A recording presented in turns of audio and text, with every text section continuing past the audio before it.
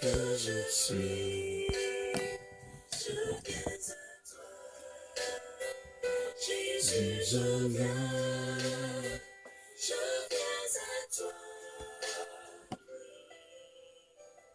Jésus, je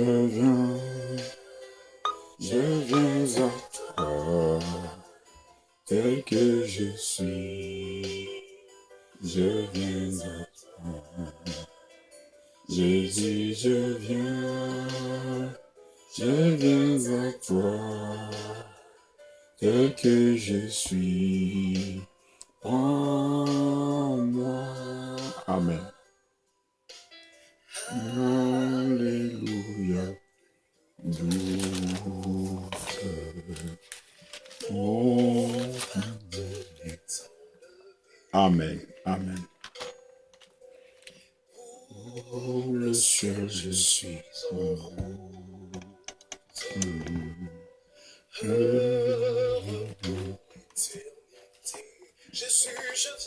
Jésus, je viens à toi, tel que je suis, je viens à toi. Jésus, je viens à toi. Je suis prêt. Merci à tout le monde. Nous vous saluons au nom de notre Seigneur Jésus-Christ. Voilà encore une fois ce jeudi, le jour où nous sommes encore en live avec tous nos frères qui sont sur Facebook Live.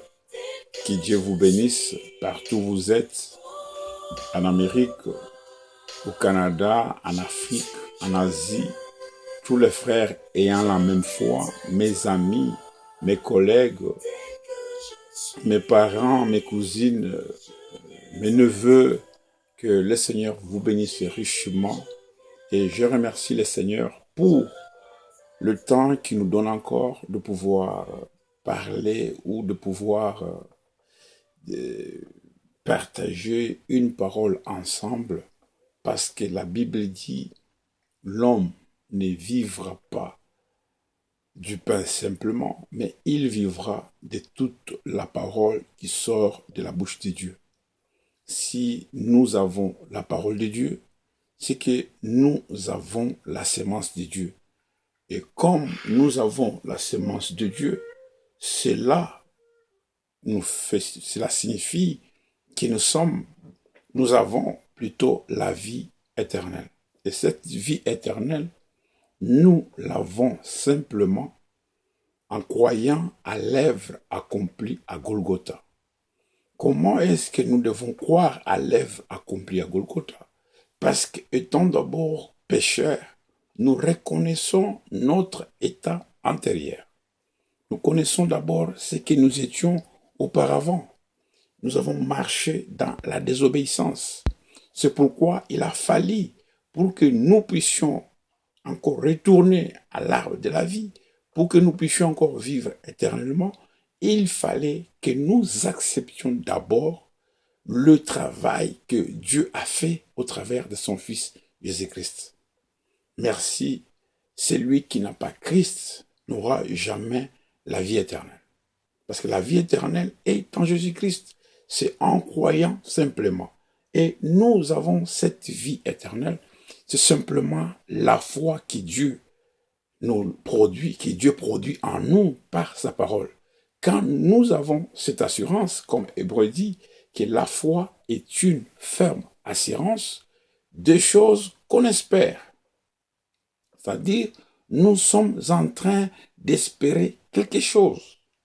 Tout chrétien, tout croyant qui se dit qu'il est un enfant de Dieu, il doit d'abord avoir la foi.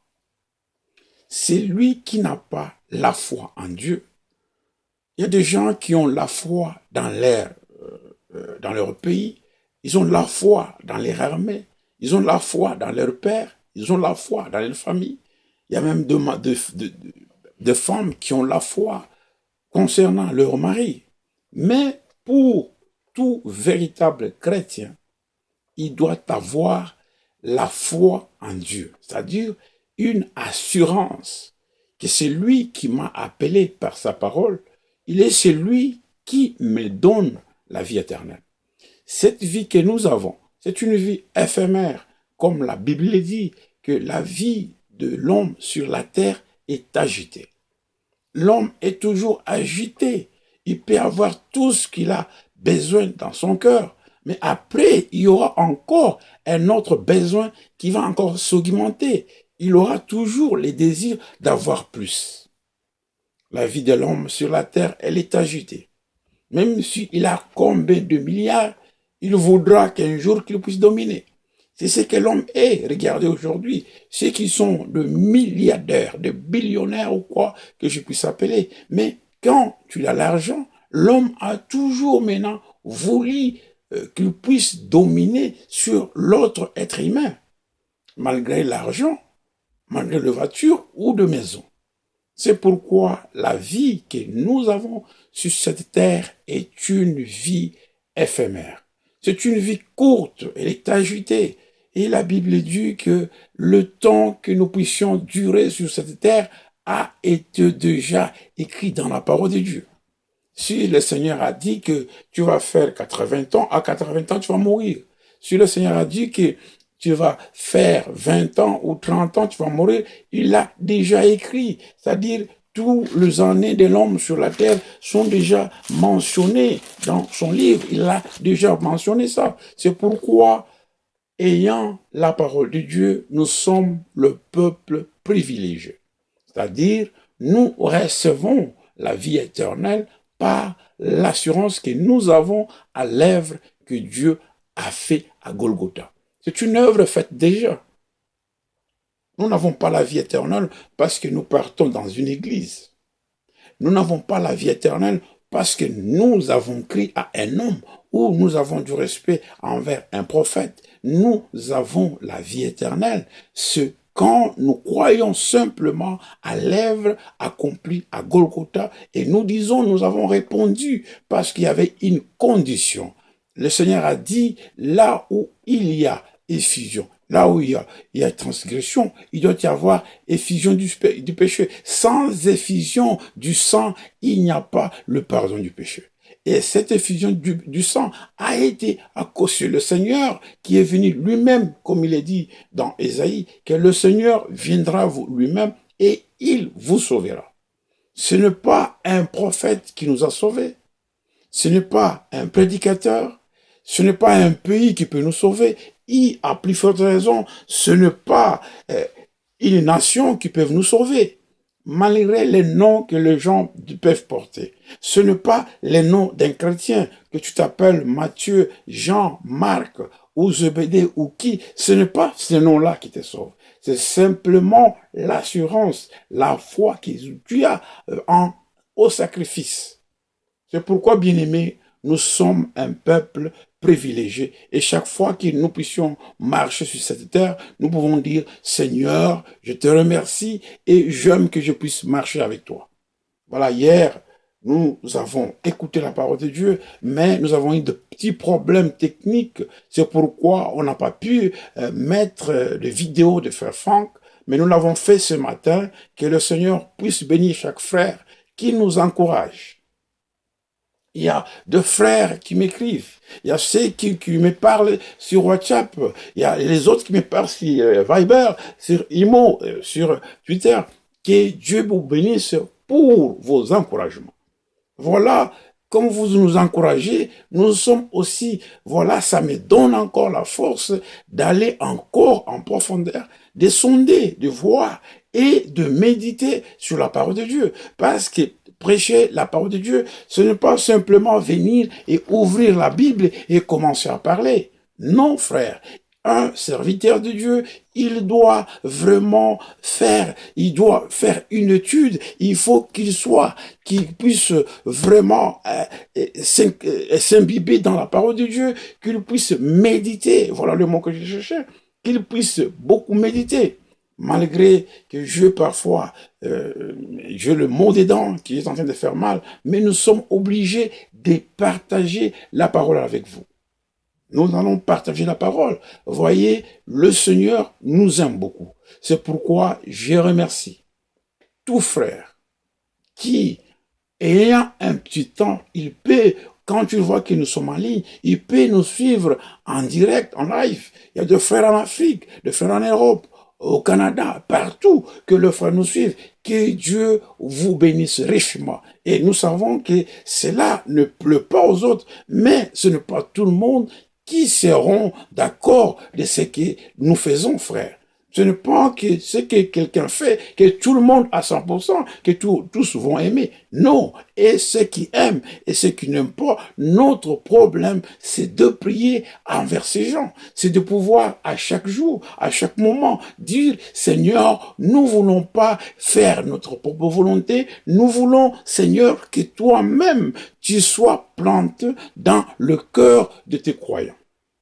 Nous voulons que le Seigneur soit mis, qu'il soit planté, qu'il puisse entrer dans ton cœur, que tu puisses comprendre que en ce temps, tu es un sujet, tu as de valeur envers le Seigneur. Tu es quelqu'un qui est le bien-aimé. C'est pourquoi l'ange pouvait dire à Daniel, tu es un bien-aimé de Dieu. C'est pourquoi je suis venu pour t'annoncer. Le bien-aimé de Dieu n'a jamais été déçu par le Seigneur. Nous sommes ses bien-aimés. C'est pourquoi il ne nous décevra jamais. Regardez, nous avons déjà commencé à parler sur la foi et l'obéissance. Nous pouvons parler dans chaque église, à chaque réunion. On parle de la foi qu'avait Abraham. Oui, nous sommes les enfants d'Abraham. Nous avons cette foi qu'avait Abraham. Abraham a cru avant qu'il puisse voir la promesse ou la promesse de Dieu s'accomplir en lui et envers sa femme. Il fallait qu'Abraham puisse d'abord croire à ce Dieu qu'il avait appelé. Et Abraham, pour qu'il soit dans les chemins du Seigneur, il a fait d'abord l'exode.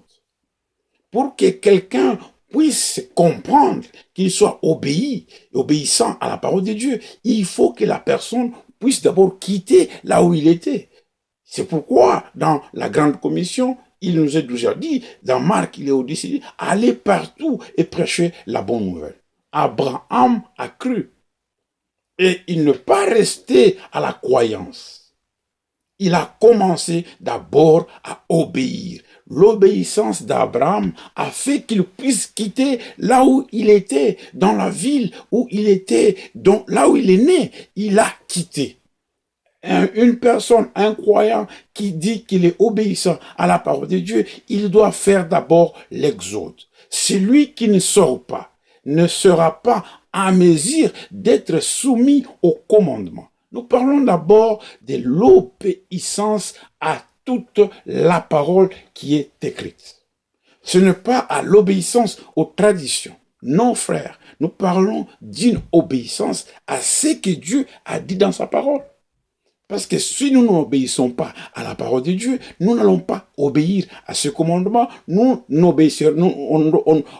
n'obéira pas au principe de Dieu. Et pour que vous soyez un enfant obéissant, vous devez d'abord accepter de sortir. Celui qui ne sort pas, il ne peut pas marcher dans l'obéissance. Nous disons parfois d'Abraham. Nous disons Abraham a fait ceci. Il a été obéissant.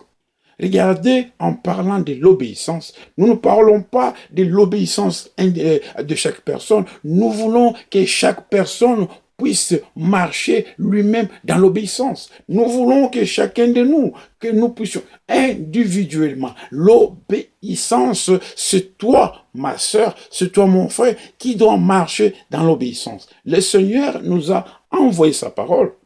Il a produit en nous le vouloir et le faire et son bon plaisir. C'est-à-dire la foi que nous avons nous dit d'être soumis à la parole de Dieu. Et nous avons parlé de la convoitise. Quand la désobéissance est dans une personne, elle engendre la convoitise.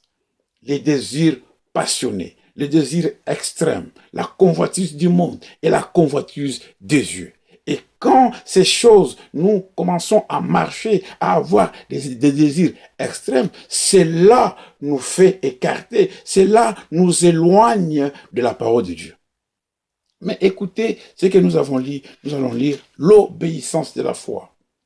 Cette obéissance doit être individuelle. Que chacun de nous, là où tu es, tu peux dire, Seigneur, mets en moi l'obéissance, c'est-à-dire la soumission. C'est lui qui est obéissant, il est fidèle. Comment quelqu'un peut dire qu'il est obéissant, il a interprété la parole de Dieu? C'est lui qui interprète la parole de Dieu, ne pas obéissant. L'obéissance, c'est d'abord le respect à la parole du Seigneur, la fidélité. C'est lui qui interprète, parce que dans Pierre, il est dit, aucune prophétie de cette écriture ne peut pas être l'objet d'une interprétation particulière. C'est-à-dire, ça ne peut pas simplement être un enseignement que vous avez simplement dans votre église. Ça ne peut pas simplement être un enseignement que vous avez simplement dans un pays. Comme nous le voyons, il y a des gens qui disent, ça, c'est notre doctrine. La doctrine d'une église du Seigneur, la véritable doctrine, elle doit se trouver dans toutes les corps, dans toutes les églises du Seigneur, dans les assemblées qui se disent, qui croient la même parole, qui forment le corps du Seigneur. Ils ont la même doctrine, la même parole, le même Seigneur, et ils ont la même pensée. Il faut d'abord avoir la pensée de Dieu. Celui qui n'a pas la pensée de Dieu ne saura pas comment mettre la parole de Dieu en pratique. En parlant de l'obéissance, nous voulons parler, c'est-à-dire de mettre la parole de Dieu en pratique. Ce n'est pas simplement quand nous nous disons que nous avons reçu la parole de Dieu. Oui, nous avons reçu la parole de Dieu. Et qu'est-ce que nous faisons de cette parole de Dieu? Si nous ne sommes pas obéissants, ce que nous faisons, nous devenons désobéissants à l'encontre de la parole de Dieu. Nous devenons désobéissants à l'encontre de ces principes, de ce commandement. C'est pourquoi aujourd'hui, les gens se retrouvent dans beaucoup de choses à cause de la désobéissance. Et la désobéissance est produite par l'incrédulité. C'est lui qui devient incrédule. Quand dans ton cœur, l'incrédulité commence à germer, commence à pousser, sache bien que tu dois commettre, tu vas commencer à marcher dans la désobéissance. Maintenant, pour que nous puissions commencer vraiment, que le Seigneur bénisse ma sœur Alphonsine depuis l'Allemagne, nous lisons une écriture au nom du Seigneur, nous lisons dans Corinthiens, nous parlons de la désobéissance. La désobéissance, l'obéissance, en tant qu'enfant de Dieu, nous devons marcher comme Abraham. Abraham a écouté la voix du Seigneur. Il a obéi, c'est pourquoi il est sorti. C'est lui qui obéit à la parole de Dieu. Il doit d'abord faire l'exode. Il faut qu'il sorte là où il était. C'est pourquoi Paul dit qu'il a eu l'apostolat pour amener à l'obéissance le païen. Nous sommes amenés à l'obéissance. Comment devons-nous vraiment obéir à la parole de Dieu? C'est simplement par l'écoute de Dieu, par la parole. Nous devons simplement écouter la parole de Dieu. Nous devons respecter les serviteurs de Dieu et nous devons écouter beaucoup la parole de Dieu. C'est pourquoi tout ce qui ne vient pas de Dieu n'est pas sujet de notre foi. C'est pourquoi dans 2 Corinthiens, 2 Corinthiens chapitre 10, verset 5, écoutez comment est-ce qu'il dit. Je commence au verset 1. Regardez ces gens ainsi, comment ils ont reçu la parole de Dieu. Ils ont eu à recevoir Moïse comme prophète. Ils ont vu la manifestation de Dieu dans leur temps. Ils ont vu la colonne de feu. Ils ont vu la nuée de gloire. Ils ont mangé même la manne. Mais la Bible dit, la plupart d'entre eux ne furent pas trouvés agréables. C'est lui qui n'est pas obéissant, il n'est pas agréable à Dieu. C'est lui qui n'est pas obéissant, il n'aura jamais le bon plaisir de Dieu. C'est pourquoi il dit, frères, je ne veux pas que vous ignorez que nos pères ont tous été sous la nuée et qu'ils ont tous passé au travers de la mer. Qu'ils ont tous été baptisés en Moïse dans la nuée et dans la mer et qu'ils ont tous mangé le même aliment spirituel. Mais écoutez ce qu'il dit. Et qu'ils ont tous bu le même breuvage spirituel, car ils buvaient à un rocher spirituel qui les suivait, et ce rocher était Christ. Maintenant, là, le verset capital, il dit ceci. Mais la plupart d'entre eux ne furent point agréables à Dieu. Ils ne furent, la plupart de ces gens-là qui sont sortis, ils ne furent pas agréables à Dieu. Pourquoi ils ne furent pas agréables? La Bible nous répond, il dit, puisqu'ils périrent dans le désert. Or, ces choses sont arrivées pour nous servir d'exemple, afin que nous n'ayons pas les mauvais désirs comme ils en ont eu. Il dit que nous ne puissions pas avoir le mauvais désir comme ils avaient dit. C'est-à-dire, la désobéissance était entre eux. Ils ont commencé à marcher dans la désobéissance. Ils n'ont pas écouté, ils n'ont pas suivi la voix du Seigneur. Ils ont commencé, ils ont mangé, ils ont vu ce que le Seigneur a fait. C'est comme aujourd'hui, nous voyons les gens marcher avec la colonne de feu, marcher avec des photos, dire que Frère Branham était un envoyé de Dieu. Oui, dire que Frère Franck était un envoyé de Dieu. Dans notre église, nous sommes l'église qui a la vérité dans la ville. Oui, c'est bien. Mais quel est ton état? Est-ce que es-tu dans la désobéissance ou tu marches dans la convoitise? Voilà, c'est ça la question que nous devons poser. C'est pourquoi nous devons faire beaucoup attention, frères. Nous devons faire beaucoup attention. Regardez ce qu'il est dit dans Hébreux chapitre 4. Hébreux, il dit ceci. Aujourd'hui, on ne va pas beaucoup parler, parce que ces jours-là, on a parlé beaucoup, mais aujourd'hui, on va finir trop tôt. Hébreux, il dit ceci. Pourquoi est-ce que la plupart sont morts? Dans Hébreux chapitre 4, nous allons lire ceci. Nous devons être obéissants. Hébreux chapitre 4. Verset 1. Je lis au nom du Seigneur. Il dit ceci. Craignons donc, tandis que la promesse d'entrer dans son repos subsiste encore, qu'aucun de vous ne paraisse être venu trop tard. Nous devons craindre. Il faut que la crainte du Seigneur soit en toi, que cette crainte soit trouvée en moi. C'est une crainte personnelle, ce n'est pas une crainte collective ou une crainte d'un groupe, non. Vous, nous, chacun de nous, personnellement, comme il a reçu la parole de Dieu, il doit craindre le Seigneur. Ne dites pas que non, dans notre groupe, nous craignons. Vous craignez avec qui? Dis simplement que je crains le Seigneur. Dis simplement que je suis obéissant. N'englobez jamais la parole de Dieu. Ne vous faites pas l'ensemble de quelque chose. Sois toujours dire que le Seigneur m'a parlé moi. C'est pourquoi il dit, craignons donc, tandis que la promesse d'entrer dans son repos subsiste encore, qu'aucun de vous ne paraisse être venu trop tard, car cette bonne nouvelle nous a été annoncée aussi bien qu'à eux, mais la parole qui leur fut annoncée ne leur servit de rien.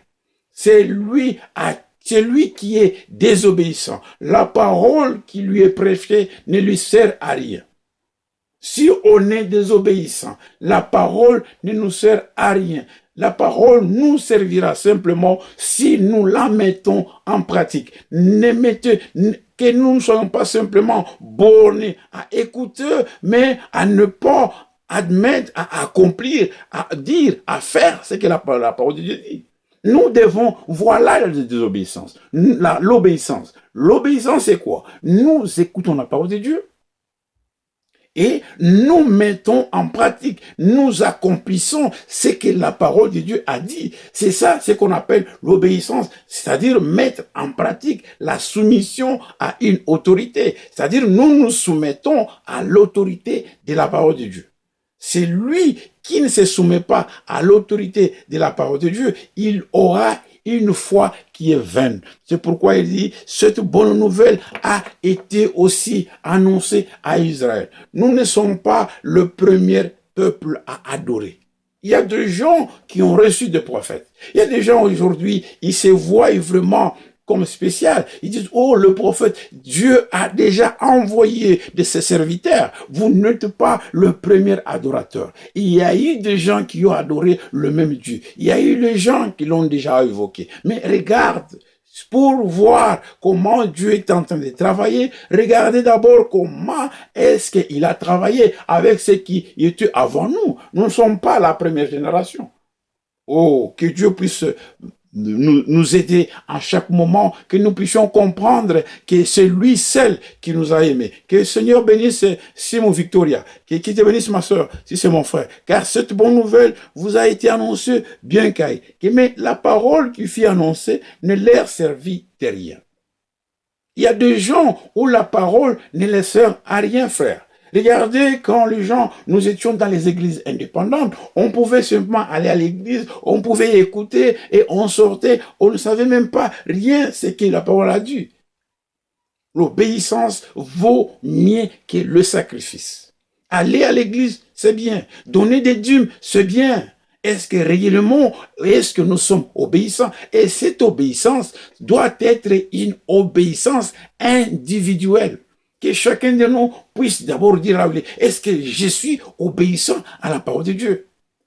C'est parce que parfois, dans un couple, on veut toujours dire à sa femme d'être obéissante à la parole. Il faut que tu sois soumise. C'est pourquoi ce jour-là, nous avons dit ceci. Dans Éphésiens chapitre 5, il est dit, femmes, soyez soumises comme vous l'êtes au Seigneur. C'est-à-dire, une femme qui craint le Seigneur, elle aura le temps, et là, elle comprend que je dois aussi respecter mon mari. C'est le respect dans une femme. Le respect, le diable a enlevé le respect dans une femme. Regardez comment est-ce que les femmes qui ne respectent pas leur mari, comment ils injurient. Ils peuvent injurier le mari, même s'il n'a pas un boulot. Si elle a un grand boulot, elle gagne bien, elle a un boulot magnifique. Mais eux, que le mari ne gagne pas bien, regardez comment ces femmes-là qui n'ont pas la parole, comment elles sont en train de faire traîner leur mari. Oh là là. À cause de quoi? C'est parce qu'elle ne respecte pas le Seigneur. Une fille de Dieu qui respecte le Seigneur saura comment respecter son mari. Parce que la Bible, regardez dans votre Bible, il dit, femmes, soyez soumises comme vous l'êtes au Seigneur. D'abord, c'est pourquoi la Bible dit, il dit qu'on puisse vous marier, qu'on se marie dans le Seigneur. Parce que si un homme à l'amour envers la parole de Dieu, et cet homme aura même l'amour envers sa femme. Tout va vice-versa. Chez la femme, il y a manque du respect, et Dieu dit dans sa parole que la femme qui respecte le Seigneur, qu'il puisse encore respecter son mari. Et il dit que l'homme puisse aimer sa femme comme Christ a aimé. Vous voyez, tout va converger vers Christ. C'est pourquoi la nouvelle naissance est très importante dans deux personnes qui veulent s'unir. Ce n'est pas de dire, il y a toujours des frères, de frères qui nous ont toujours dit, cette femme, je veux marier cette femme-là parce que je vois qu'elle prépare bien. Oui, préparer, ce n'est pas un problème. Est-ce que la femme que tu veux prendre, est-ce que la fille que tu veux prendre, est-ce qu'elle craint le Seigneur, est-ce qu'elle respecte le Seigneur?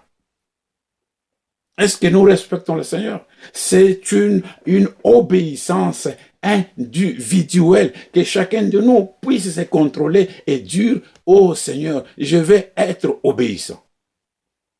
C'est pourquoi il dit, la parole qui leur fit annoncer ne leur servit de rien parce qu'ils ne trouvent pas la foi chez ceux qui l'entendirent.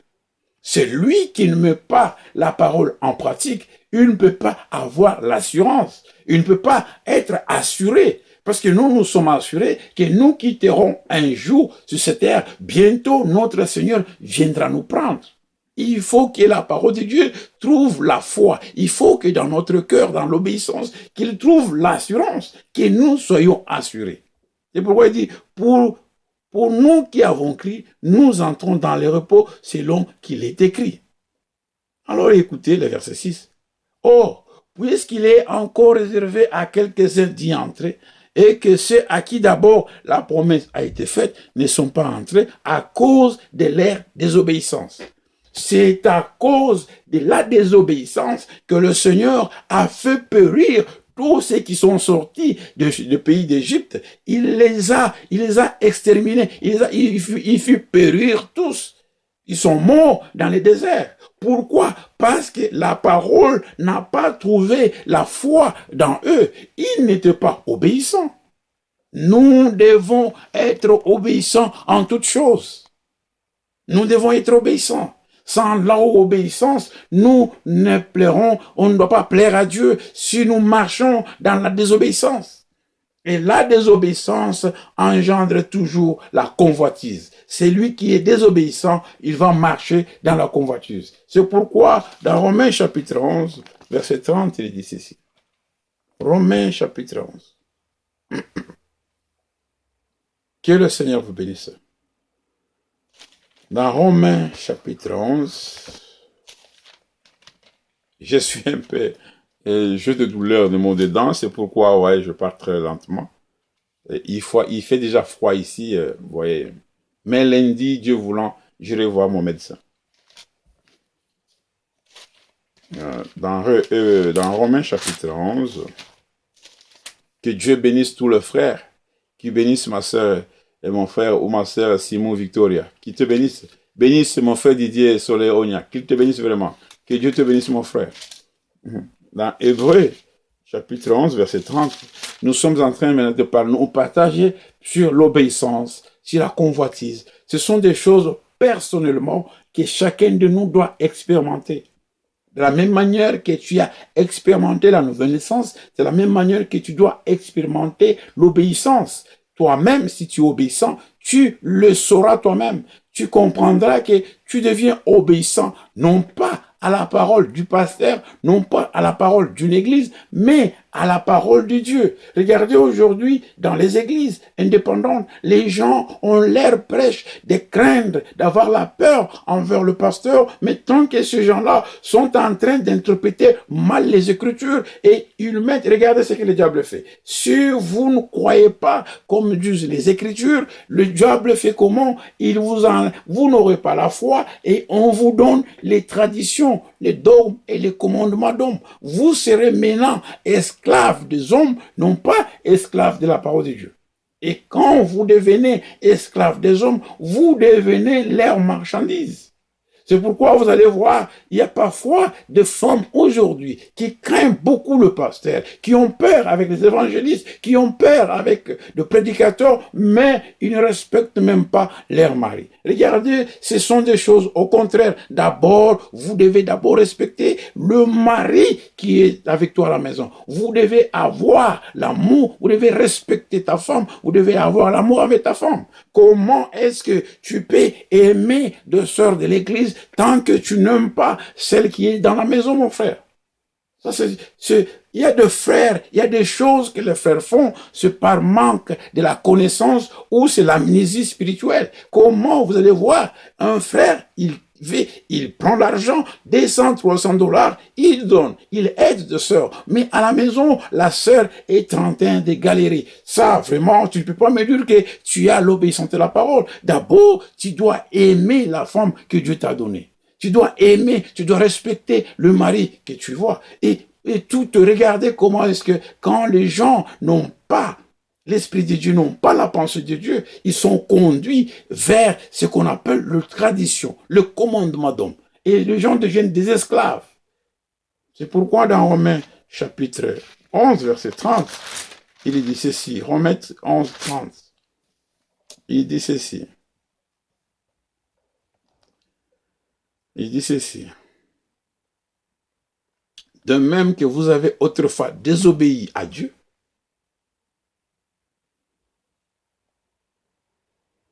car Dieu ne se répand pas de ses dons et de ses appels. De même que vous avez autrefois désobéi à Dieu. C'est-à-dire, autrefois, nous avons désobéi à Dieu. Regardez comment est-ce que quand on marchait dans la désobéissance, on faisait tout ce que les gens font dans le monde. On était des voleurs, des menteurs. On couchait avec des filles, on couchait avec des hommes. Et on faisait toutes choses. On était orgueilleux. Tout cela était en nous.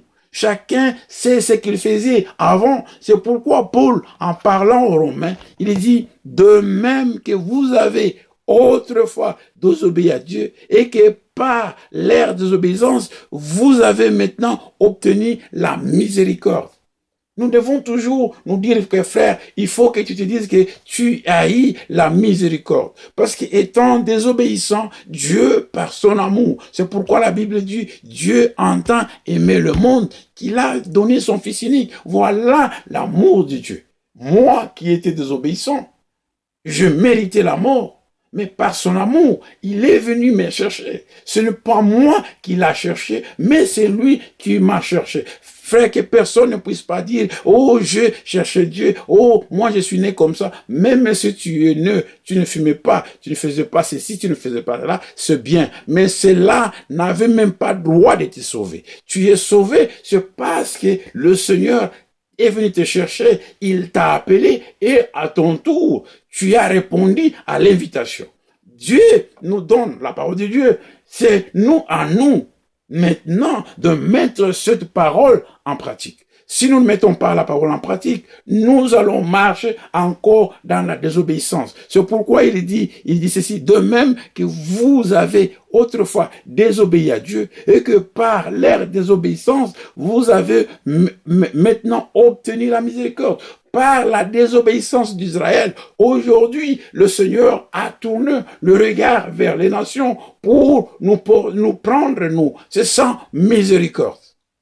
Il a une miséricorde envers nous. Le temps des nations est compté. Le Seigneur, il va encore retourner chez Israël. Que chacun de nous puisse comprendre que nous ne sommes pas dans le temps de jouer à la religion ou de faire, ou d'aller simplement à l'église, commencer à battre des tam-tam, jouer, danser et dire, oh, Dieu nous a parlé, oh, c'était un bon sermon. C'est bien. Qu'est-ce que la parole est en train de produire à nous? Et qu'est-ce que, depuis que tu écoutes la parole, à chaque jour, nous devons voir un changement en nous-mêmes.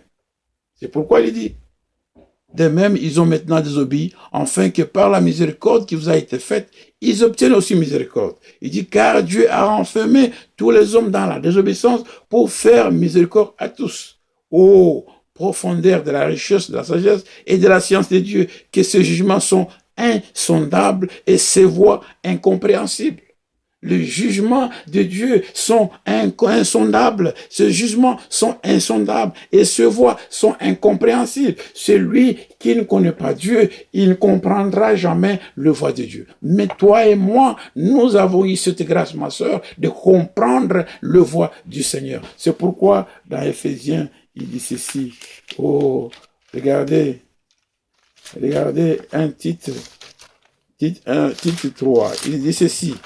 Nous allons lire deux écritures et nous allons finir par là. Regardez ce qu'il est dit dans Tite. Il dit ceci dans Tite. Les jugements de Dieu sont insondables.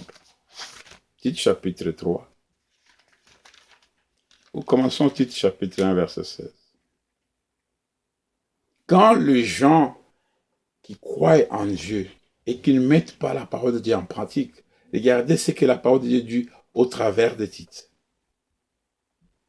Il dit, ils font profession de connaître Dieu, mais ils renient par leurs œuvres, étant abominables, rebelles et incapables d'aucune bonne œuvre. Quand quelqu'un ne met pas la parole de Dieu en pratique, il est en train il ne met pas la bonne œuvre. Que Dieu puisse vraiment mettre cette parole en pratique, que chacun de nous, que nous puissions comprendre que notre Dieu, il est un Dieu. Il dit, ils font profession de connaître Dieu.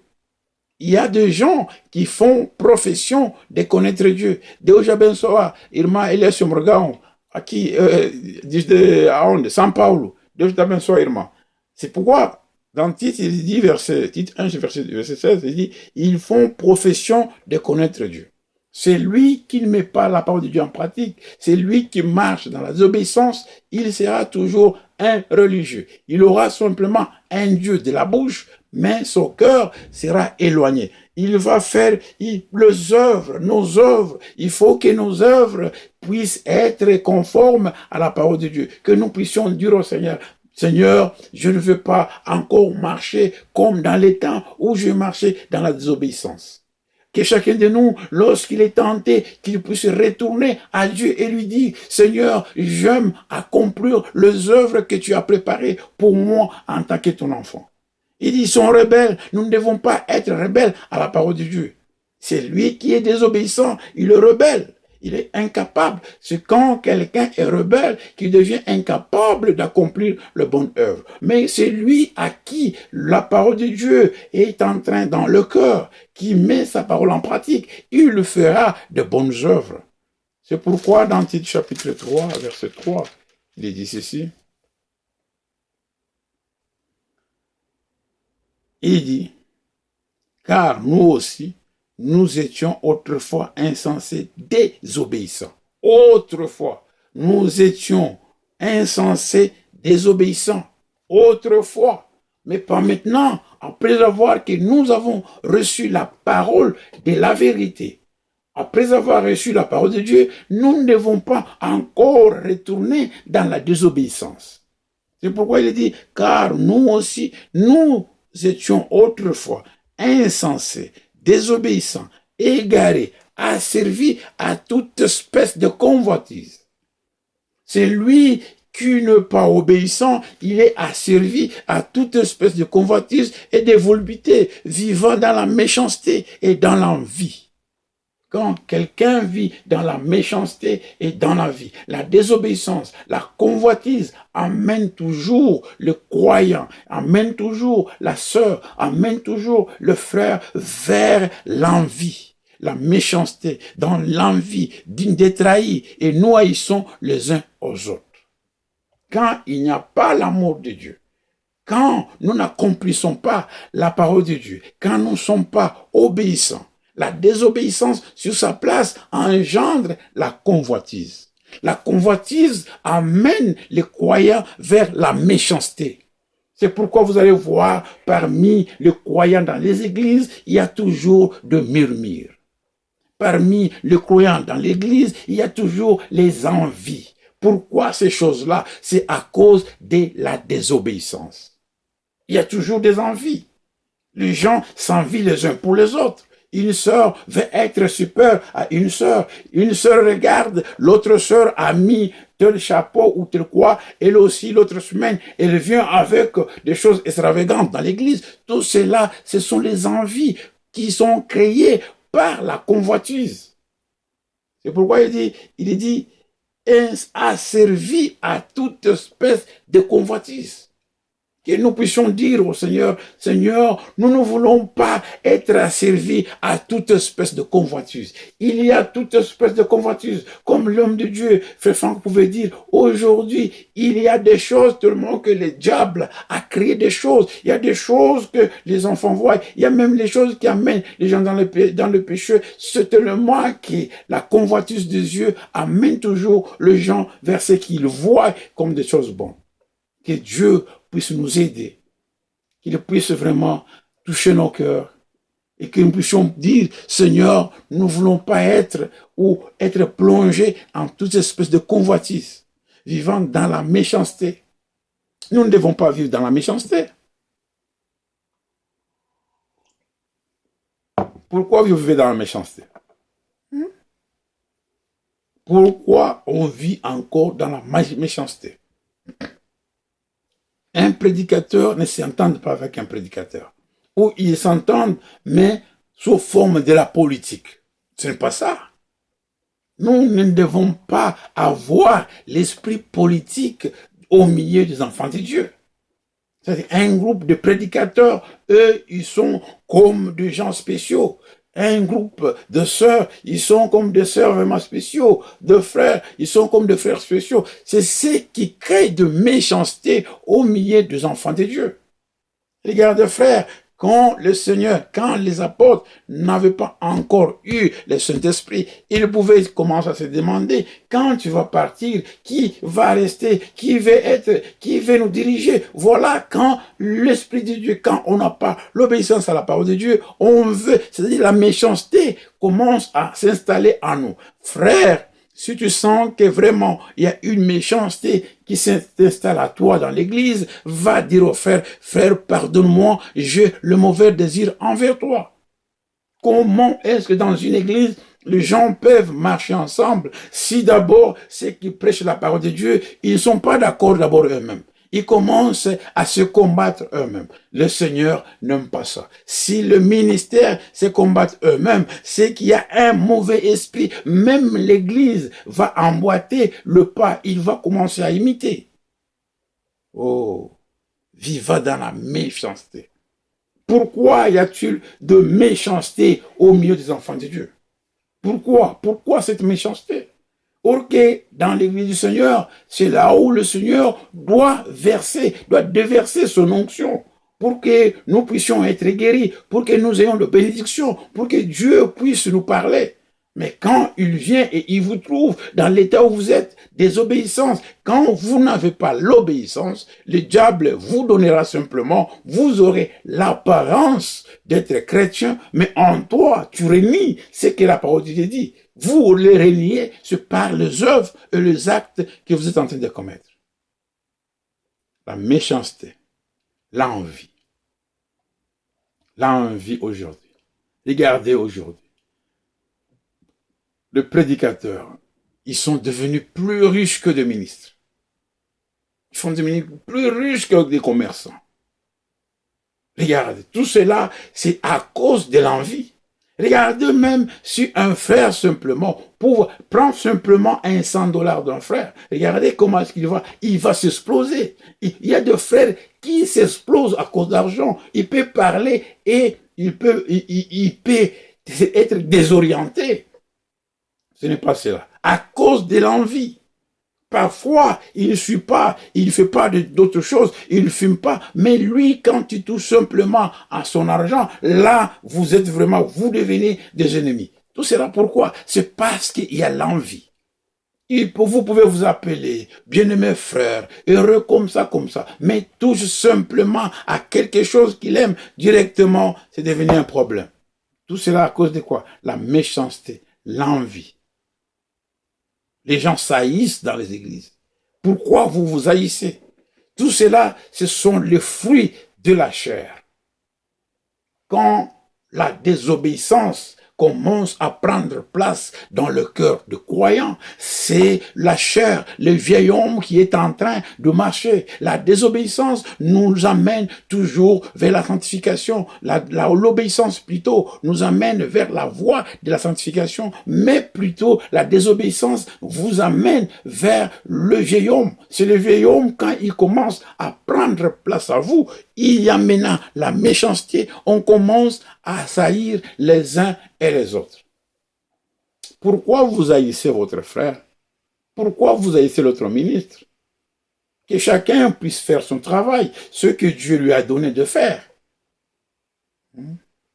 Il dit, mais lorsque la bonté de Dieu, notre Sauveur, et son amour pour les hommes ont été manifestés, il nous a sauvés, non à cause des œuvres de justice que nous aurons faites, mais selon sa miséricorde, par le baptême de la régénération et le renouvellement du Saint-Esprit. Il faut que l'homme qui écoute la parole de Dieu, qu'il ait la régénération par l'Esprit de Dieu, que nous soyons imbibés, que nous puissions être immergés dans la parole. Et quand nous allons sortir, c'est l'amour de Dieu qui doit se manifester.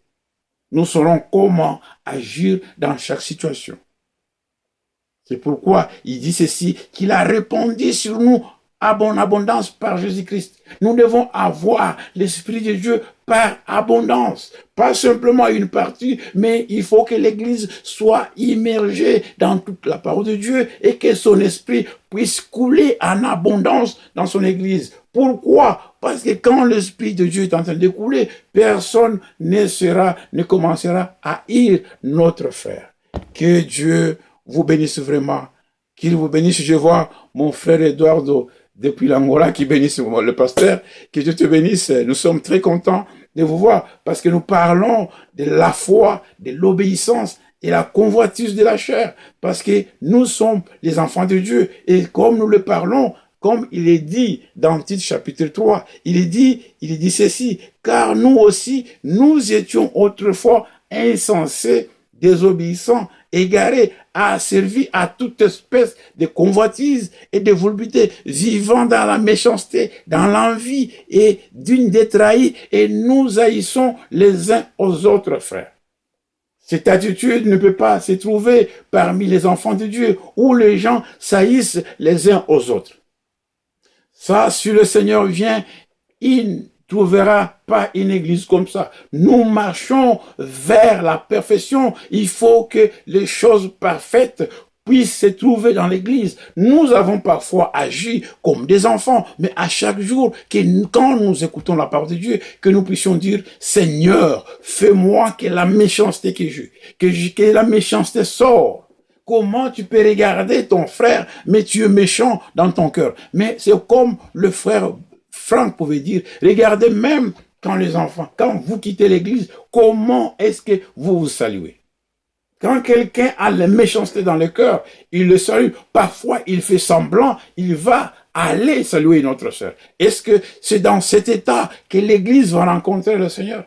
C'est dans cet état où nous pouvons rencontrer le Seigneur, ayant fait de partie. Non, frère. Non, frère. Que Dieu vous bénisse vraiment. Que Dieu vous bénisse. Qu'il vous accorde la grâce et la bonté. Que chacun de nous puisse dire, là où nous avons fauté, qu'il puisse dire au Seigneur, Seigneur, je veux être obéissant à toute ta parole. C'est lui qui interprète la parole de Dieu. Il n'est pas obéissant. Et je vais vous dire ceci. Ceux qui disent qu'ils peuvent interpréter la parole, ils peuvent dire que les choses sont révélées. Ce sont des gens qui sont désobéissants. Ils sont au même pied que les gens qui sont méchants, les gens qui sont dehors, ceux qui en ont le bas. Ils sont au même pied, malgré qu'ils peuvent avoir la Bible, parce qu'ils désobéissent à la parole de Dieu. L'obéissance, c'est d'abord d'obéir toute la parole biblique. C'est une parole écrite. C'est ce que nous devons obéir. Quand vous obéissez à la parole de Dieu, l'Esprit de Dieu lui-même va commencer maintenant à te donner le pouvoir. Tu auras ce temps, le privilège de mettre la parole de Dieu en pratique. L'obéissance nous amène à la soumission. L'obéissance nous amène à la fidélité. C'est lui qui croit à l'interprétation particulière, il n'est pas obéissant. Il peut avoir l'air d'être un religieux. Il y a des religieux partout. Mais Dieu demande que les vrais adorateurs puissent adorer le Père en esprit et en vérité. C'est ça le vrai adorateur que le Père demande. C'est pourquoi nous voulons écouter quelque chose avant que nous puissions finir ça. Que Dieu bénisse tout le monde, qu'il bénisse le frère. Vous qui étiez en live, aujourd'hui on a fini un temps, il nous reste 8 minutes, et dans ces 8 minutes, nous allons écouter un peu une chanson, et puis nous allons, je vous dis simplement que Dieu vous bénisse, qu'il bénisse Pasteur Lusingam à Luanda, qu'il bénisse le frère Elias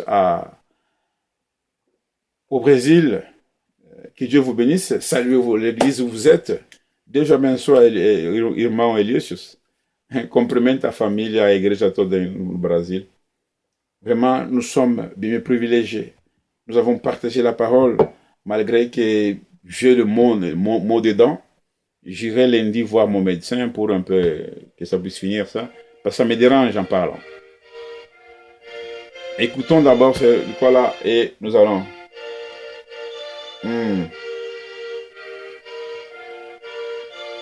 Amen.